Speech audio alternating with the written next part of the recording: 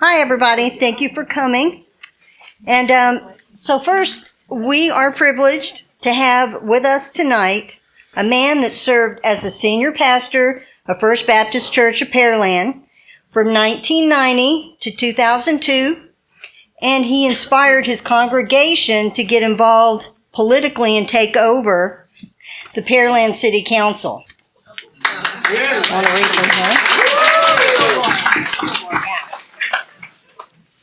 He is the founder of Recover America and fights for conservative values. Yes. So I want to introduce Dr. Rick Scarborough, but first we're going to watch a little video. Thanks. You're up, sir. I imagine my computer is asleep, so give me just a moment. By the way, I've learned a lot tonight.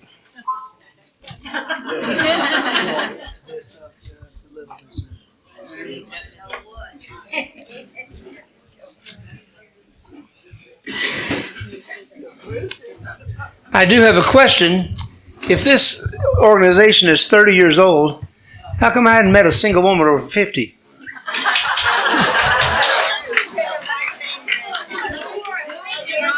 And now we'll take up the offering.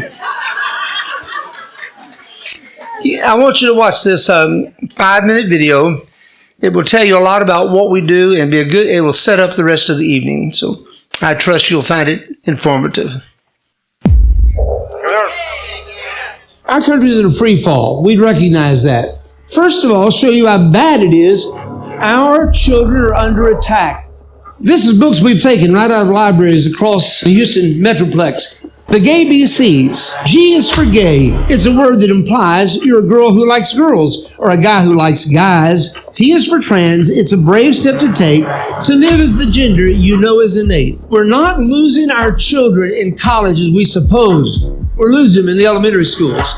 This particular slide was taken off of HISD's website. And one of the big programs that's sweeping across the country is No Place for Hate. And they now have a curriculum and they give awards to school systems. Now let me show you the curriculum. Have students work in pairs to match the words with the correct definition. Cisgender and transgender and intersex and LGBT. What is SMART? SMART is a brand new online sex education program for teen guys who like teen guys. Eligible participants can earn up to $125. Do you think for a moment your church could pay $125 for teen guys that want to learn about Jesus? But they've got the access to our kids and they're paying them. Our children are being destroyed in the public school system.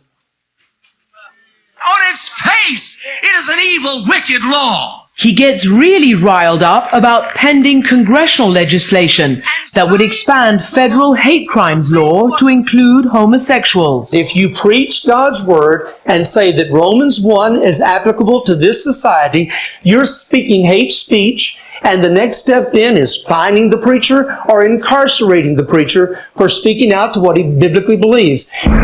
Critics call that scaremongering. A conservative Christian who wants to impose his moral values on the entire culture. A man who infuriates people. I'm very sorry about that. I'm infuriated that my children were forced sex education that taught them that anal sex, oral sex, and other forms of sex was just fine. This woman closed her broadcast with saying, Dr. Scarborough's successes were short-lived. She followed me around for weeks and videotaped everything we did and did her best to destroy our work. But I'm here to tell you here now, 10 years later, I'm still standing. Recover America seemed like it was a catchy phrase. I had no idea how far we would fall in 4 years and how apropos Recover America would be. Now, what happens on November the 8th? That day, Texas will decide whether we continue down the path of destruction or elect leaders committed to education rather than indoctrination in our public schools. When Christians get involved, change happens. It is a sin for Christians not to vote. Out of our church, Ed Thompson, who was elected to our city council, and then he was elected to the Texas State House. He's still there this day, some 20-some odd years later. And then there's Randy Weber. He didn't know what to think about that Baptist preacher who was getting involved in politics. And he's now sitting in the U.S. Congress. We found out that Sci-Fair, the third largest school system, also had 3 open seats. And so we got involved. We put 3 members on the Sci-Fair school district that replaced 15-plus-year incumbents. They had embraced this no place for hate. And we're now tracking 7 different school boards across Texas where there's raging controversy. We're going to try to win all 7 of those school board races. One church can win a school board election. We're going to change this state by enlisting thousands of pastors. They fear pastors who stand up. Their worst nightmare is a church engaged. I believe that God wants to use Texas to set a standard that would show other states how to turn things around. We were able to pull off in Texas because we had investors. We had a $1.2 million grant underwritten by 2 primary sources. We traveled all over the state of Texas. We recruited about 2,000 pastors. That was the year, 2002, when Texas went from blue to red. We became the reddest of the red states. I want to remind you, God is looking for champions, and champions are always chosen. And I want to say to you that if you're truly called, before you ever chose Jesus, He chose you. You've been in a training ground. Your whole life has been preparing you for the next chapter, which is standing for God in a decadent society. I'm going to stand up, speak up, and refuse to give another inch of ground to Satan as long as I live.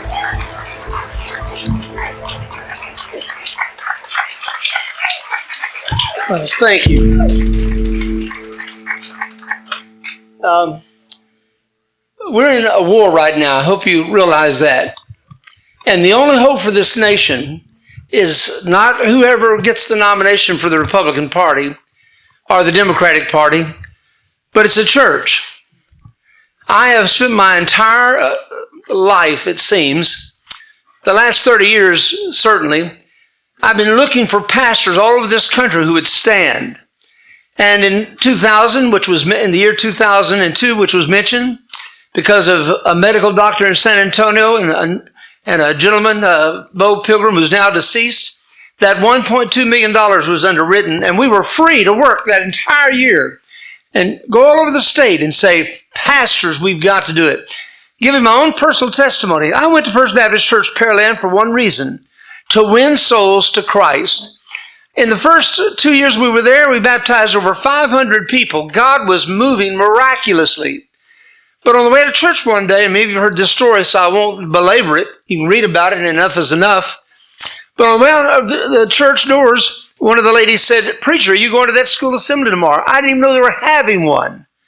But upon investigation, I decided, well, you know, my schedule's full. I learned early in life that if you don't fill your schedule, someone else will.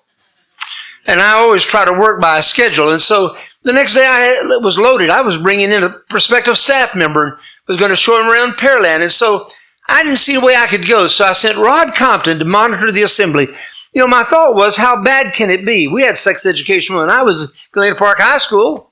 They put the boys in the boys' gym, the girls in the girls' gym. Actually, it was in junior high over at Woodland Acres. But they put the boys in the boys' gym, the girls in the girls' gym, blackened the windows with tar paper, and showed us an hour-long 16-millimeter projection of people with syphilis, gonorrhea, and other sexually transmitted diseases. We saw people who were insane. Their teeth were falling out. When the lights came back on, we were so terrified it took us 3 years of married life to get over that 1 hour of sex education. Now, that's not a lie. They said, if you do this, you'll get that. I never wanted to be insane or have my teeth fall out. But I'll tell you this, Rod Compton came back from that assembly. There were 5 of them that day in that large 5A high school, and he couldn't even hardly talk. All he could say was, "Preacher, you won't believe it." And I had a guest from out of town. I said, "Rod, what did you hear?" He wouldn't repeat it. So I gave the guest off to Rod for lunch, and I raced down and made the 5th of the 5 school assemblies. And wouldn't you know it, my daughter, who was a senior in high school, we had transferred when she was a junior, early part of her junior year. This was the late part of her senior year. Very precarious time for her in adjustment. She was the only member of the family that didn't believe we were supposed to move to Pearland because as a junior, who wants to change and uproot at that time in life? And so we overruled her vote and we moved. But she was adjusting well and she was doing well. I sat down. She was halfway between me and the speaker, and I said, Scarborough, don't do anything to embarrass Misty. And I did great for about 10 minutes. But when the young lady, she had a whiteboard behind her, when she pulled out a condom, stretched it like a balloon, and then made the lewd joke that talked about the young man who went in prison, tied in and came out a wide receiver. Ha, ha, ha. Now that's a quote. She then said, if you use one of these, you'll be 94% protected against the dread disease of then called GRIDS. This was 1992. Shortly thereafter became AIDS, to be a little more socially acceptable. I mean, it's still basically GRIDS, but we dare not say that anymore. But anyway, she made the statement, if you take a condom, they're 94% effectively protected. And you know, as most preachers were doing in those days, I was studying this disease and getting ready to prepare to preach a whole series about what I believe to be a judgment of God upon a nation embracing such lifestyle. I still believe that, by the way. And so I had read about condoms, and I'd read that condoms can be 94% effective if they're bought at a drugstore, kept in a cool place, and used carefully, correctly. They're not what kids get at truck stops, put in the glove box at 110 degrees, and then whip out on Saturday night. And besides that, if we agree it's 94% protection, who gets on that airplane? Ladies and gentlemen, we're about to take off. We're going to fly to Dallas. Most of the flights have made it today. Overwhelming majority. Just 6% went down. And yet that's what she said to our kids. My hand went up. I was dressed in a suit. She was courteous as she could be. Yes, sir, Misty almost fainted. I'm telling you, I could see her. She almost passed out. She had no idea I was in the audience. I said, ma'am, where'd you get that statistic? She said, the CDC. And I was probably the only one in the room that knew she meant Center for Disease Control, Atlanta, Georgia. And I knew that she had misquoted the percentage because she had actually said 97. So I raised my hand. Oh, you know what happened? She ignored me. Do you know what's hard to ignore? A Baptist preacher in an auditorium full of kids where they're talking about oral sex, anal sex, and all the rest. In fact, everybody in the room was saying, who is that guy? That's Misty's dad. That's the Baptist preacher. It was like an uproar in the audience. And so finally, with exasperation, and you ever seen people break out in those red splotches when they get nervous? Her whole neck started breaking. I wanted to run up and just hug her as a pastor. But boy, yes, sir. Boy, now she knew I wasn't on her team. I said, where did you get that statistic? She said, I got it from the CDC. And I said, you mean Center for Disease Control, Atlanta? And then a teacher jumps up and shouts, I've read the same statistic in a teen magazine. And I thought, we're giving life and death information to these kids from a teen magazine. And so I decided I'd just sit on it. But I went back and that's when I got involved. I realized that pastoring a church was not just preaching and inviting people to give their heart to Jesus. That is always priority. But the full ministry means that you're always also engaged in correcting wrongs, in addressing social issues. And from that day forward, I'd always believed that, but I got involved at that point. And I appreciate the introduction. We did take over the city council. That was an afterthought. We went after the school board. I'm telling you, within 2 elections, we owned it. And it was so much fun, then people started telling me about corruption at City Hall. You can remember, those of you who've been around here for 30 years, that the last portion of Houston to develop was Pearland. I mean, if you get in a car, and I did this before I took the church, and drive the shortest route, go to Gulf Gate, hit 35, go to the heart of Pearland, it is 12 miles from downtown. And when you get to that spot, in those days, cattle were grazing on one side and horses on the other. I found in the community streets that had been paved and guttered and no houses.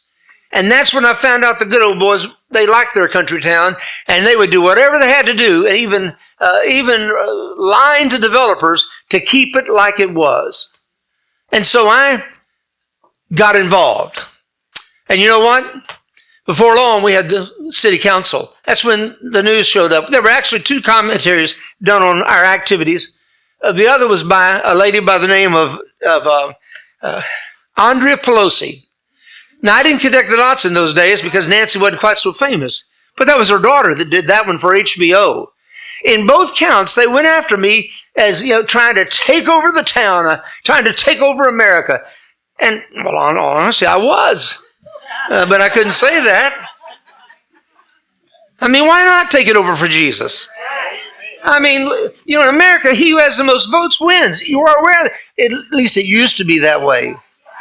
He who has the most votes and the best lawyers now win. With enough fortitude to fight it out. And I hope we have some now that fight it out.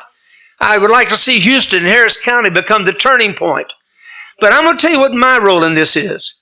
I started with school assemblies.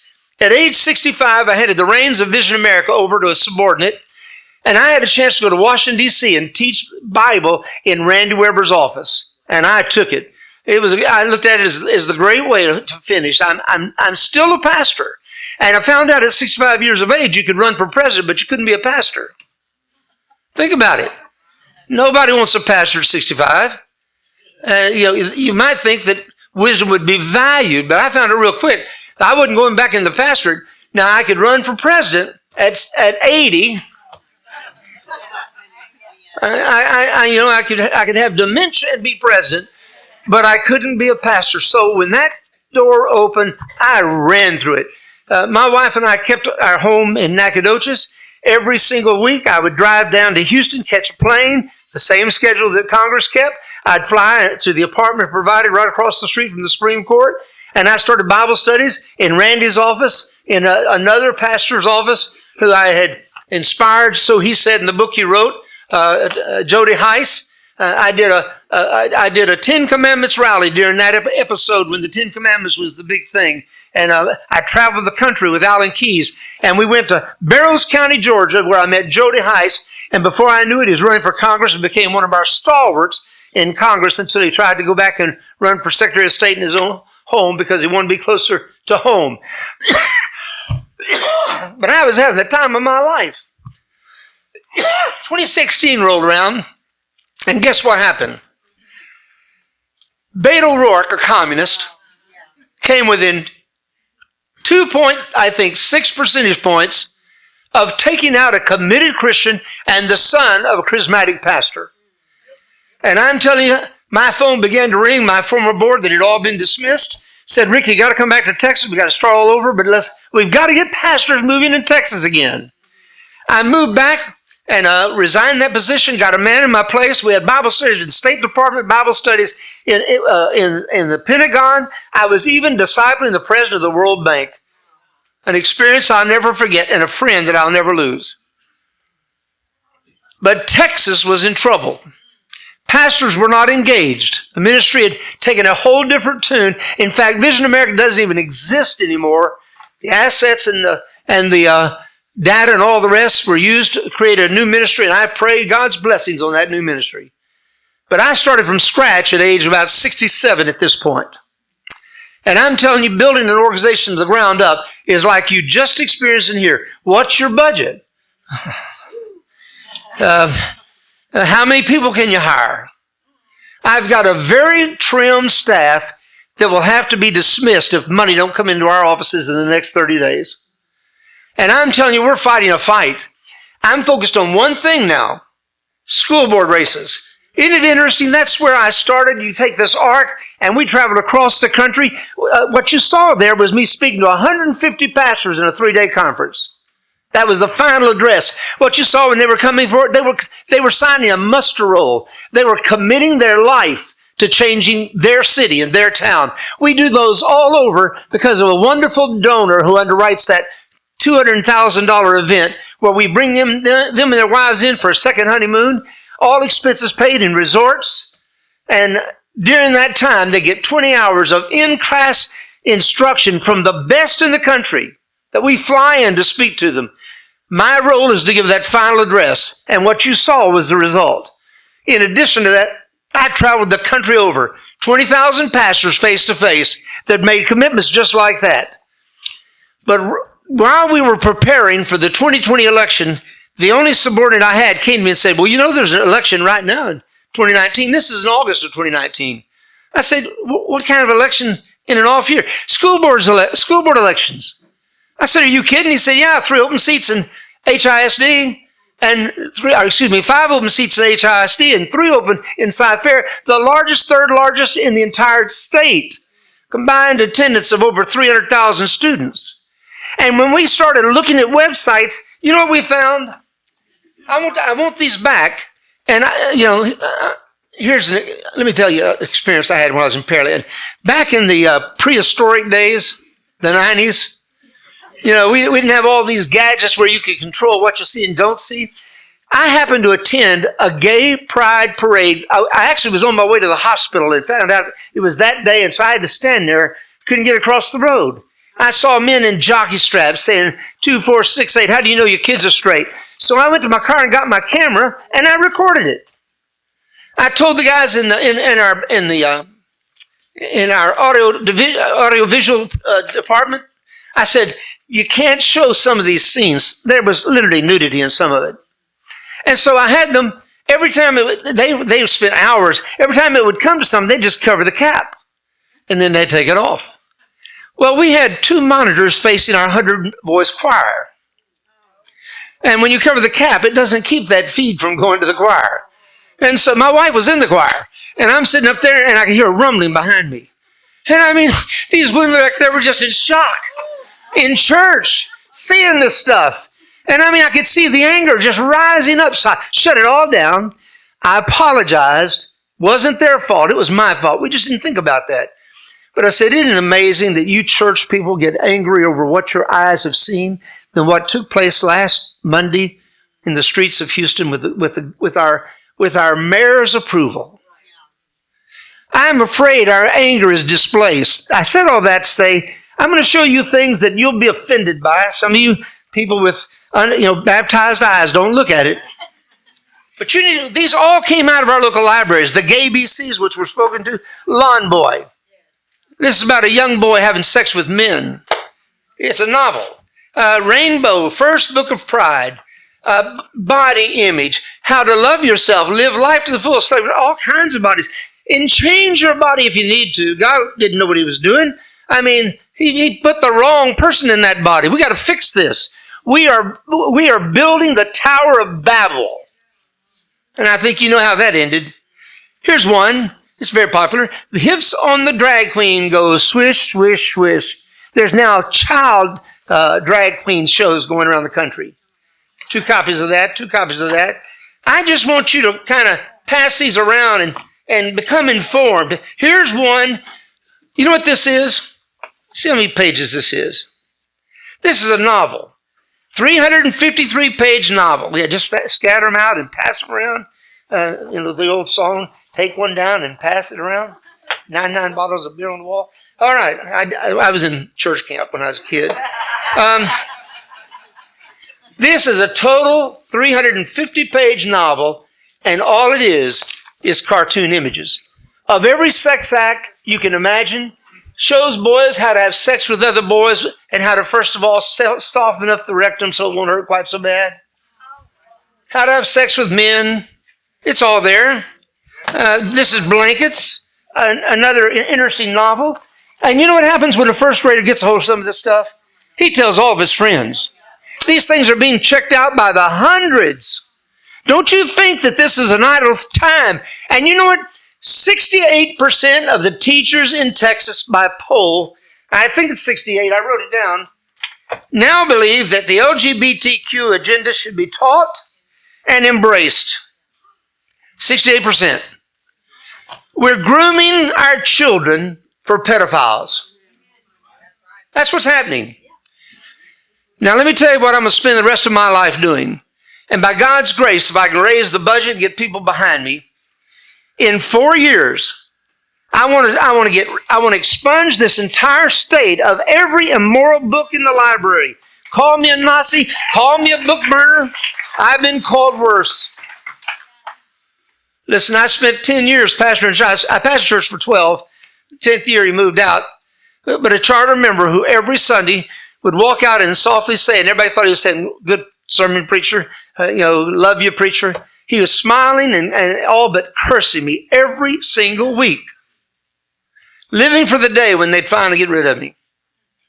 So I'm seasoned. I'm ready for this fight.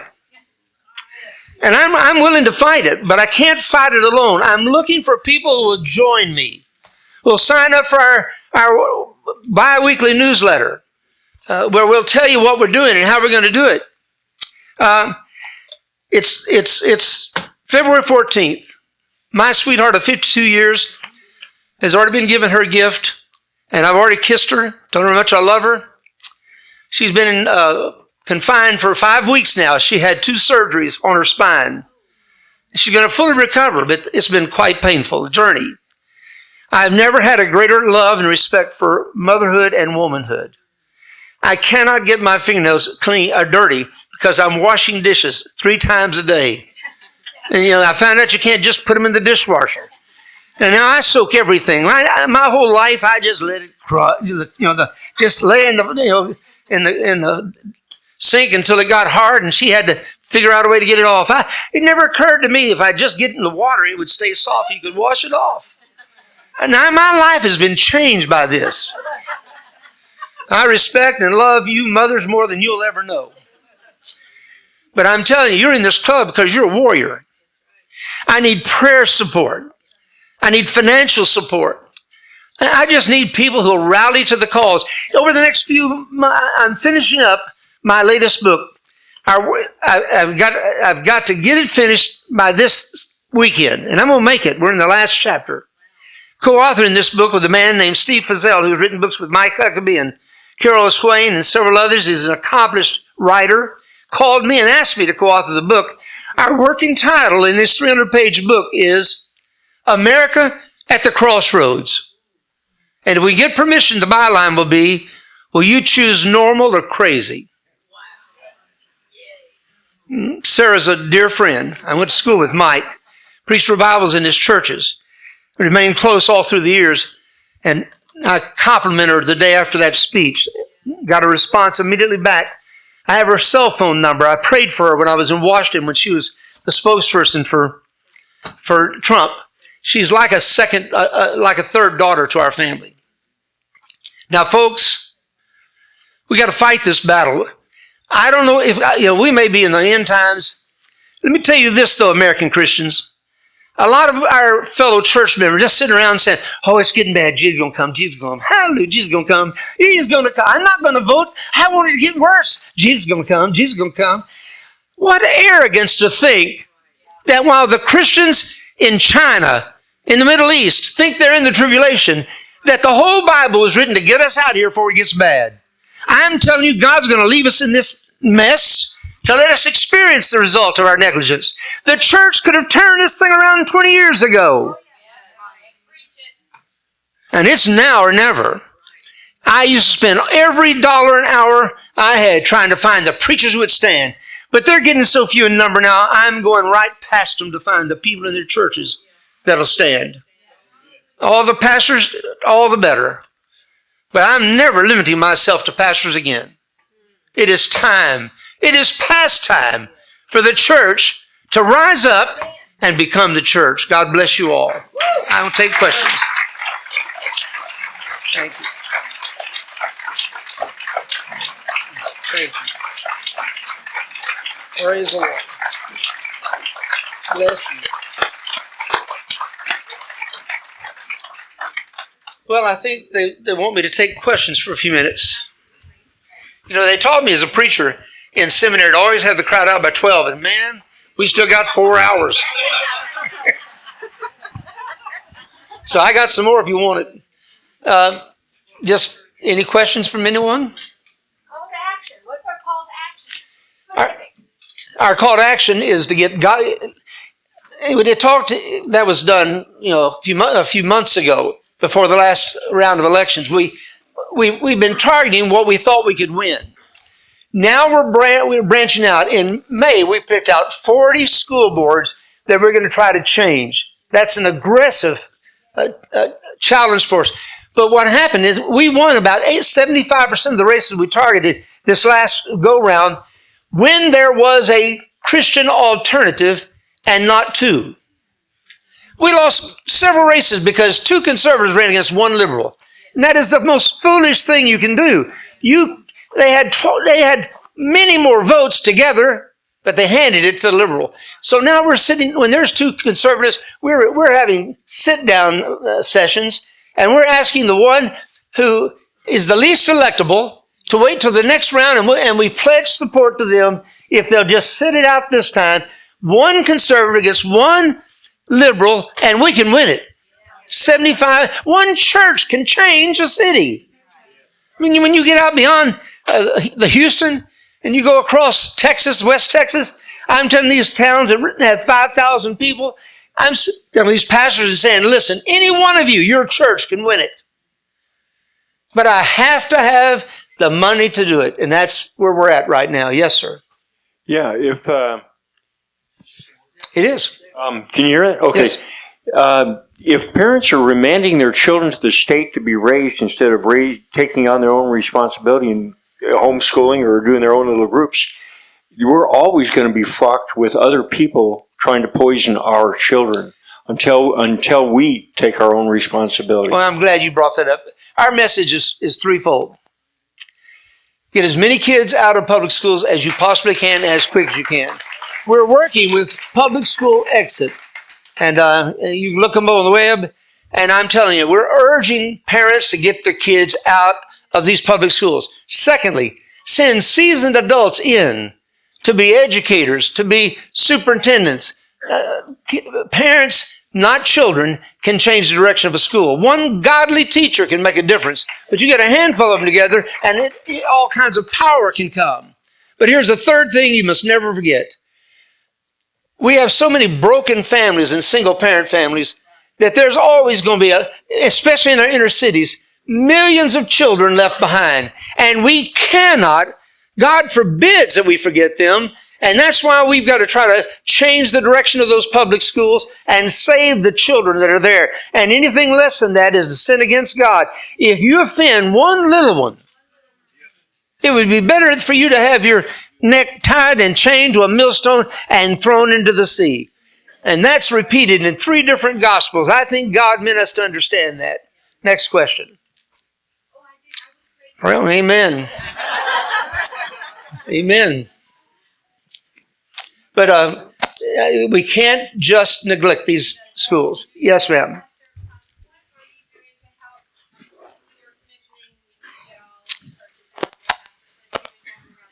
So, is there any specific thing that you're asking or areas that you're concentrating on getting some of the pastors, and what are you working with them on to do to help you in this endeavor? I have one of the most proficient COOs you'll ever meet. He's 83 years old, worked for me in 2002. He's a former, 37 years he was an engineer for Exxon, and he ended his career in the president's office helping merge Mobil Oil and Exxon. He left me to build his dream house in Colorado after the 2002 election, which was so successful. And I certainly understood that. Major loss. I put an ad on Facebook that I needed an executive assistant about a year ago. And in walks Bill Gaddis. He said, Rick, I could be your assistant. And he sat down and said the ABCs backwards and told me the names and birth dates of his 12 grandchildren. And I said, you're still pretty sharp. So he watches the internet. Right now, with our limited resources, we try to find controversy. If we see moms have risen up at some school board meeting, or if we see a pastor speaking out, we run to that person and we pour our resources where there's somebody already fighting the fight.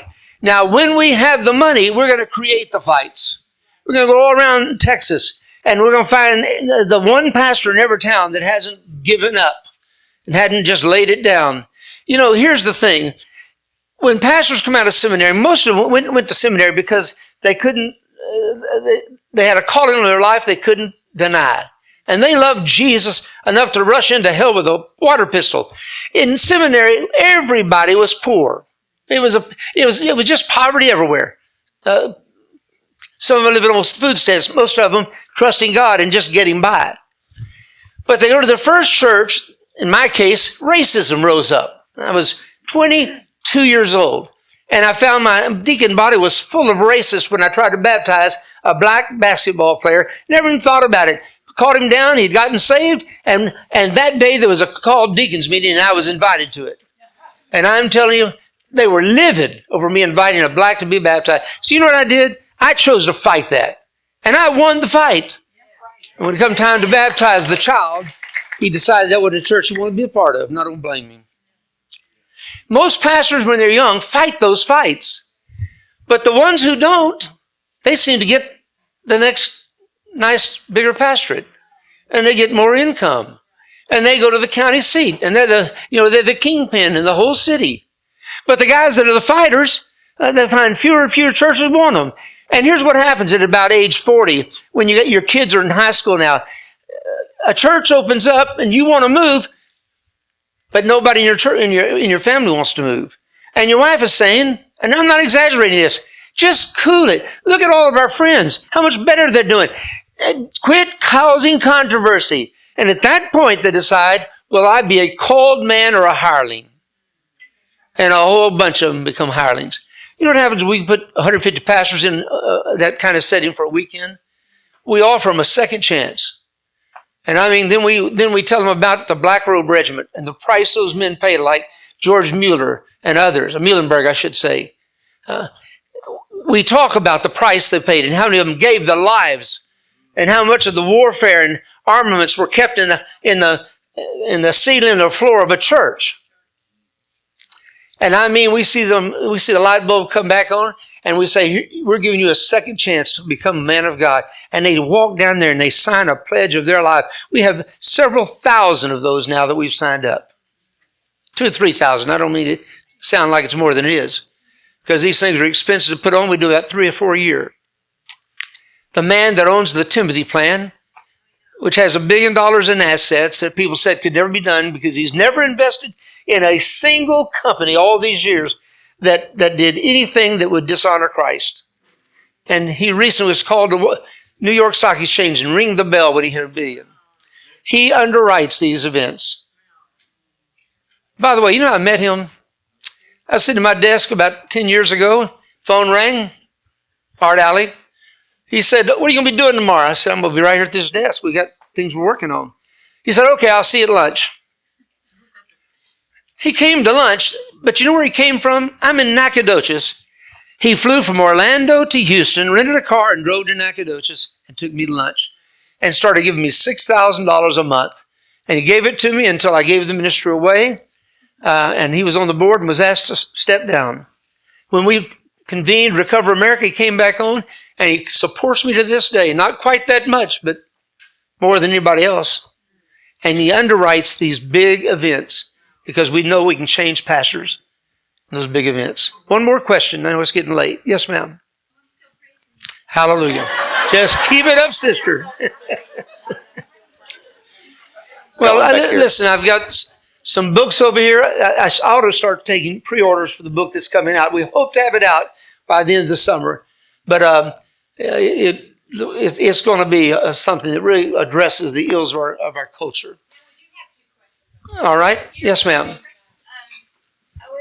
watched it. Why don't you let him go to I listened to Ted Cruz last night. Say it into that mic. Okay. Did anyone listen to Ted Cruz last night? I didn't have a chance. Okay. It was just a little briefing that he had. But I wanted to ask a question about Social Security and Medicare, and what's the deal between Biden and the GOP, and what's going on with that. Well, one man, the former governor of Florida, he said, in order for us to ever get balanced budget, you have to touch everything. That one man, who made a very true statement, by the way, has become the whipping boy, and the whole party has been tainted with that comment. Ill-advised. I mean, I don't know why. I think one of the reasons we lost so many seats is because Senator Graham announced before the election that he was going to sweep away abortion from across America, and every college girl and every woman that ever had an abortion and all their friends suddenly decided they'd vote. Why not just keep your mouth shut till after the election and do what you're going to do? He ain't doing it now. It amazes me he writes me and wants money from me. One more. Yes. So, one of the biggest problems I see for church involvement, and I want to set the table and ask you the question, the 501c3 issue. A lot of churches reincorporate or they unincorporate under a 508c1a or they unincorporate. What are you doing and how can we help our pastors feel empowered to speak about issues that are considered political even though they're moral? Yeah, on our website, we have 2 or 3 attorneys that address the myth of 501c3. Kelly Shackelford, right here in Texas, has written the do's and don'ts. Did you know that no church even needs a 501c3? And we try to teach this. One of the greatest leaders of the movement of conservatism, and the man who mentored me, I might add, found out what I was doing in Pearland and started putting me on his jet, taking me everywhere again, spoke and gave me 3 minutes and taught me how to give a 3-minute speech. Jerry Falwell. But Jerry Falwell's church never has had a 501c3. The Constitution gives the members of any organized religion a tax deduction for anyone that contribute to the ongoing ministries of that church.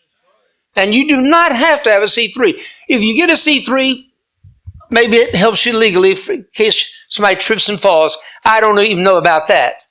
But the point I'm trying to make is the reason pastors hide behind the 501c3 is it's the closest excuse they can find. I mean, they're either going to do it or they're not. I'm telling you, if you won't risk your 501c3, you certainly won't put your head down on a anvil and let them cut your head off. Oh no, they'll be saying, "Man, I think gay is okay." I mean, the Pope is doing it. Increasingly, leading members of my denomination are coming out and saying, "Well, you know, I think God loves homosexuals as long as they just are monogamous to their one partner," which they never are. But even that is forbidden. You know what, ladies? I'm 72 years old, and I still like women. I mean, I just like them. I have never been unfaithful to my wife. Never will be unfaithful to my wife. I love her enough to say no. And a homosexual who says he can't control himself is lying, because the power of God, it's not wrong to have that want. It's just wrong to exercise it. It's wrong to act on it. And more and more homosexuals and more trans are coming out and making public what a mistake they made and what a tragedy in their lives. One of the men who comes to every single one of our big events is Exodus Ministries out of Oklahoma. And you talk about a guy who lived the homosexual lifestyle, and most of his staff lived the homosexual lifestyle. He's pulling them out left and right by just giving his own testimony and showing them that God can set them free. He's married and has children. Folks, we just need Jesus, a lot of him. We need courageous Christians again. I'm telling you, the world was wicked when those first Christians came on the scene. And by the end of their lives, they had made such inroads that it had come all the way to America with those first early founders. And this country was founded not by black slaves. God forbid and forgive us for having ever entertained slavery. It was a sin. It wasn't my sin. Let me tell you about reparations. Bible forbids it. Do you know that?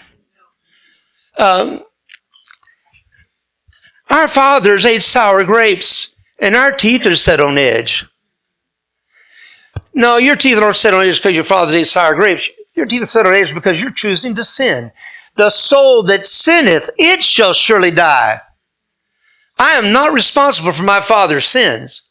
I have to fight some of the tendencies in my life because I have so much of his genes in me. But I'm telling you, the person who commits the sin, that's who's responsible for the sin. And buying into this garbage, black or white, is sinful. It's wanting something for nothing. It's like that's the reason we're going to have gambling in Texas before we know it. Something for nothing. And the casinos are always bigger than our houses. Have you noticed that? And they're built on the backs of broken homes. and children that can't find food. And now we're talking about, even Rick Perry's come out in favor of gambling in Texas. He came out publicly. I saw him do it. I believe you. I'm saying no. Oh, okay. Yeah.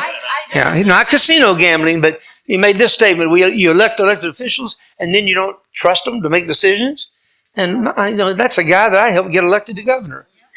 And at the time, he was going around giving this public Christian testimony. But he's morphed. And, maybe you have too. I tell you, somebody's got to hold a line somewhere. And, well, I'm out of gas. RecoverAmerica.com. I brought the wrong pull-up. We were first organized under Recover America Now because we were told Recover America wasn't available. It was a recovery unit. But we did get legal advice after we got Recover America Now. We could change it and drop now. And it's actually RecoverAmerica.com, not .org. So we've got 2 pull-ups, and I picked up the wrong one. Yes? On your website, is there a way to donate? You can, and there's a QR code right over there where you can do it tonight. Just if you know how to do a QR code, just put your picture on it or your camera on it. Oh, that's right. But I've got business cards. Yeah. Use your bank. Yes, sir. How many people do you need giving $50 a month to be able to take you through the next 2 years? Gosh. If I had 50, I could at least pay basic bills. All right, 50 people getting 50. Yes, sir. That's what I need. I got a board member who's carrying me for the next 2 months. I mean, it's that crucial. I have to call him and every month and say this is what the shortfall was, and he makes that up. But after that, we start cutting people, and we have I told you about Bill. I started him at $100,000 a year, and we had to cut him back to 60. He's working just as hard. But now he's saying he'll work for nothing. But I've never asked anybody to work for nothing. He's working right now, I guarantee it. All right, folks. Thank you for inviting me back. I love this club.